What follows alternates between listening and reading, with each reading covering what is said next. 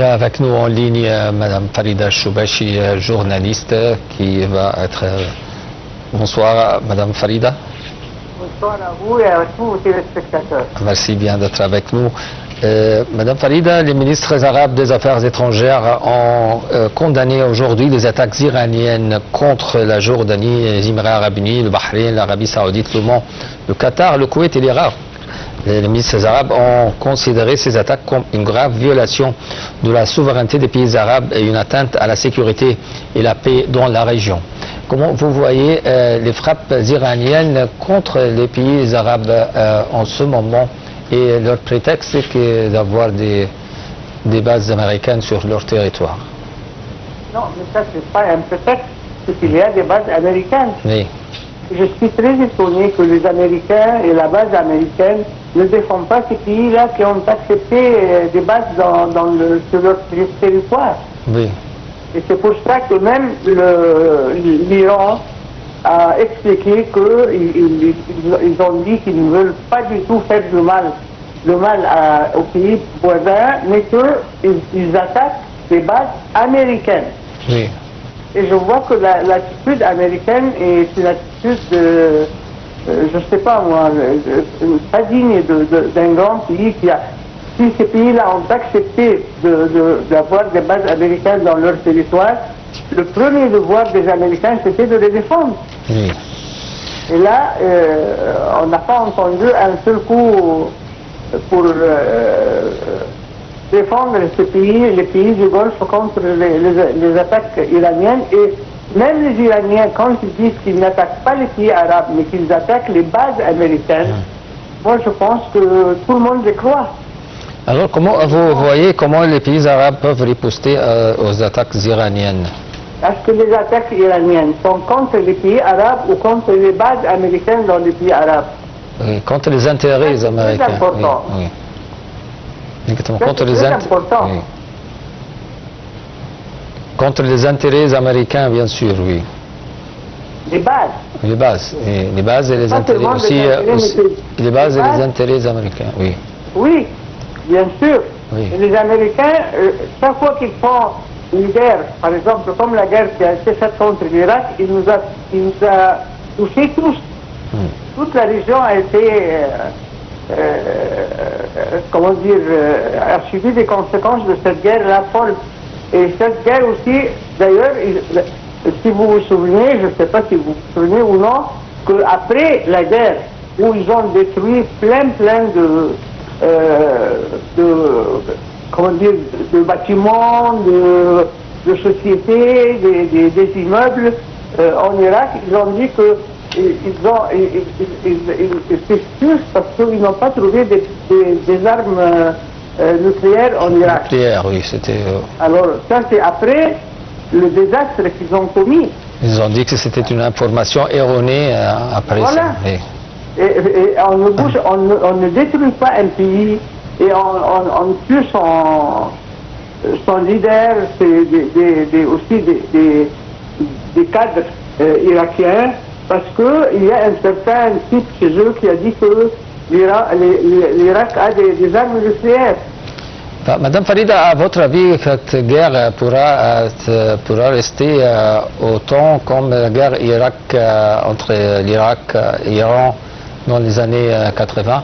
Ça va durer ça va durer du temps ou ça va finir vite? Moi, je pense que cette fois, la guerre est un peu dure. C'est-à-dire, même contre les Américains. Les Américains, dans les États-Unis même, les habitants, les Américains, commencent à sentir l'effet, comment dire, qui n'est pas du tout bien pour... il y a par exemple l'essence qui a augmenté, je ne sais pas de combien, il y a beaucoup de choses qui ont subi... Il y a une crise internationale pour le commerce et les prix de l'énergie. L'énergie et tout va être aussi, ça sera une crise mondiale. Il ne fallait pas faire. Et puis maintenant, M. Trump prétend qu'il doit lui choisir celui qui va gouverner l'Iran. Mais il annule le mot peuple. Il n'y a pas de peuple. C'est lui le peuple iranien, c'est lui le peuple irakien, c'est lui le peuple je ne sais plus quoi. C'est quoi ça? Oui. Ça, c'est vraiment révoltant, je vous assure. Oui, exactement. Et la loi internationale ou l'ONU, ou le rôle de l'ONU dans ce conflit? Rien. Personne ne peut parler, parce que d'ailleurs il a dit qu'il méprisait tout ça, et même Israël, avec lui, méprise l'ONU, méprise les lois internationales, les droits des peuples. Vous voyez, qu'est-ce qu'il fait? Par exemple, Israël, maintenant, les agressions israéliennes terribles contre la banlieue sud du Liban. Oui. Et combien? Il y a eu 400 et quelques martyrs. C'est pas, quand il y a un seul Israélien qui était retenu par le Hamas dans le temps, M. Trump a dit qu'il ne pouvait pas dormir, parce que tellement il sympathisait avec lui. Et M. Trump dort, et tranquillement, la conscience tranquille, face à presque 250 000 Palestiniens de Gaza, entre les morts et les blessés. Et il n'a pas, ça n'a pas bougé sa conscience. J'espère que les pays arabes s'unissent comme avant, d'être un seul, seule main pour affronter les idées ou l'idéologie israélienne d'expansion ou d'être toujours contre les pays arabes dans la région. Justement, vous avez tout à fait raison, c'est comme ça que tout le monde a commencé comment dire, à apprécier maintenant l'unité arabe. L'unité arabe, c'est très critique, c'est important maintenant, oui. Madame Farida Choubachi, merci bien d'être avec nous. Vous êtes journaliste et ancien membre du Parlement égyptien. Dans un contexte régional marqué par les tensions sécuritaires et des enjeux énergétiques, l'Agence internationale de l'énergie atomique, l'AIEA, s'impose comme un acteur central de la stabilité stratégique du Moyen-Orient. Fondée en 1957 et basée à Vienne, l'agence sous l'égide des Nations Unies veille à promouvoir l'usage pacifique de l'énergie nucléaire de l'Iran, jouant dans un rôle d'arbitre technique.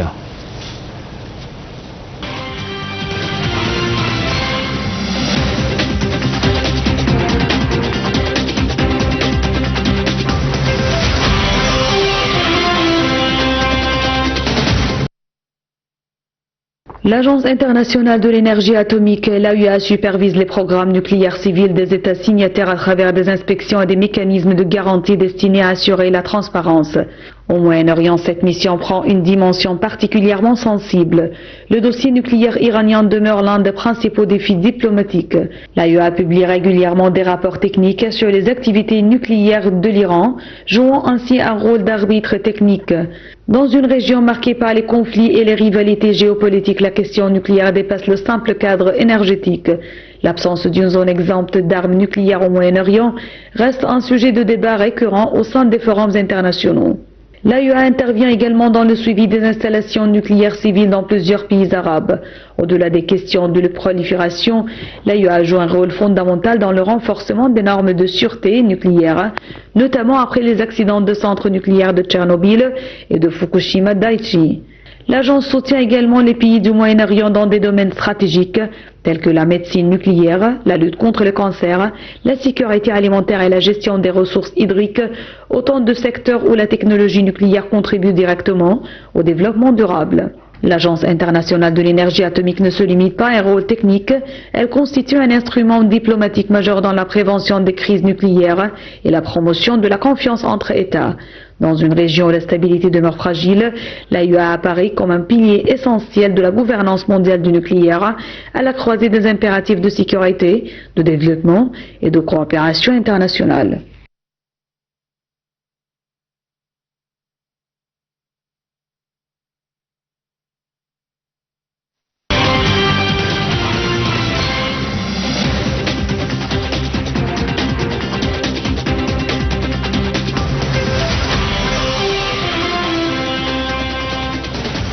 Avec nous en ligne, Madame Fabiola Badawi, analyste politique. Bonsoir, Madame Fabiola.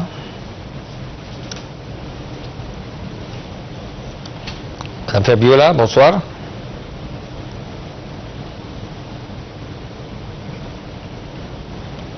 Madame Fabiola, vous m'entendez?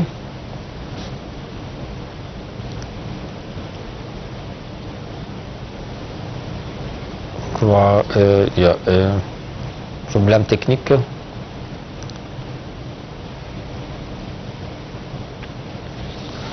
Alors, la crise dans la région, la crise des frappes américaines, israéliennes contre l'Iran, et aussi les réponses iraniennes contre les pays ou les intérêts américains dans la région, et aussi le voisinage représente une menace qui est extraordinaire contre qui menace aussi le commerce mondial et la flambée et mène à une flambée des prix des marchés, des prix des énergies, et ce qui aussi donne fait un problème majeur dans la région, dans le monde.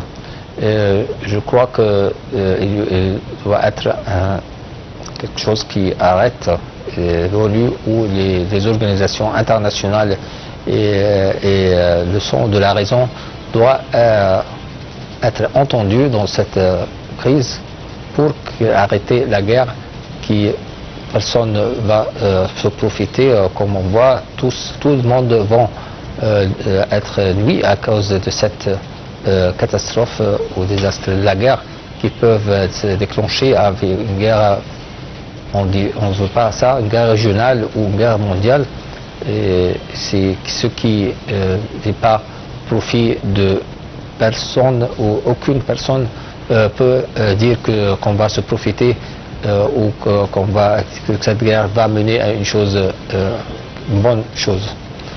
Toujours les guerres ne mènent jamais à une solution, comme le président Fattah el-Sisi toujours appelle à la raison et à régler les conflits avec la politique et avec des bonnes intentions de travailler ensemble, de trouver une solution pour changer, pour être toujours dans la paix pour tout le monde.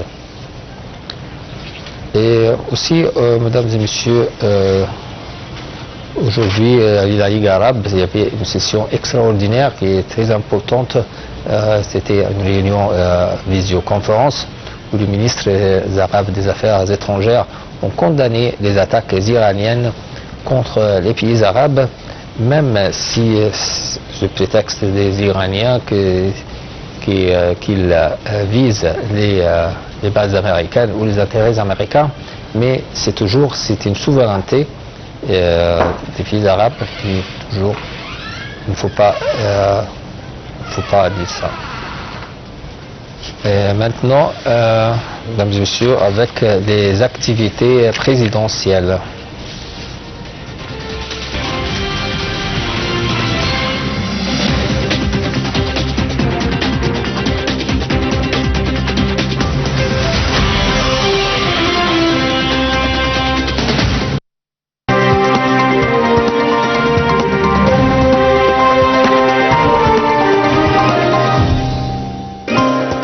Le président Abdel Fattah el-Sisi s'entretient au téléphone avec son frère, Sa Majesté, le sultan du sultanat d'Oman, Haitham bin Tariq. L'appel a porté sur l'escalade militaire dans la région, au cours duquel le président a exprimé sa condamnation de l'attaque visant le port omanais de Doukm. Le président Abdel Fattah el-Sisi, président de la République et commandant suprême des forces armées, assiste au banquet annuel de l'Iftar organisé par les forces armées à l'occasion de la commémoration des victoires du 10 Ramadan. Le président Abdel Fattah el-Sisi reçoit le président du groupe de la Banque mondiale, Agayi Banga. Le président a salué le partenariat stratégique entre le gouvernement égyptien et le groupe de la Banque mondiale visant à soutenir les efforts nationaux en faveur d'un développement durable ainsi que la mise en œuvre du programme des réformes économiques.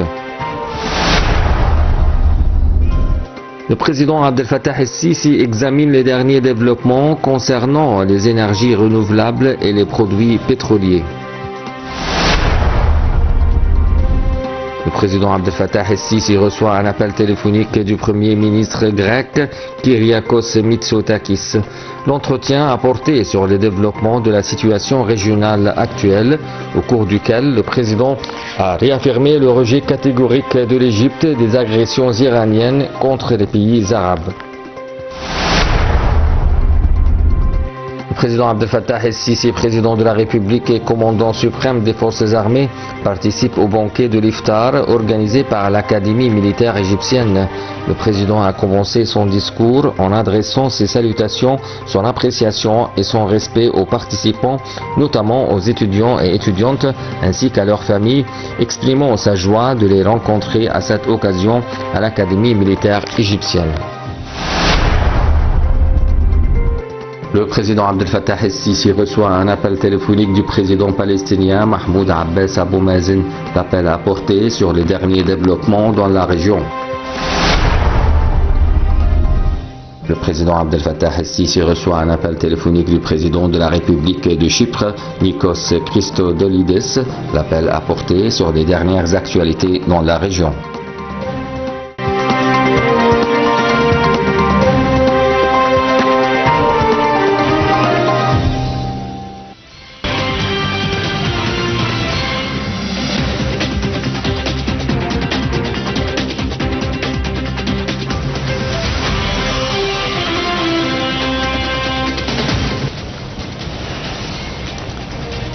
Voilà, mesdames et messieurs, on arrive à la fin de notre épisode direct et merci de l'avoir suivi et bonne soirée.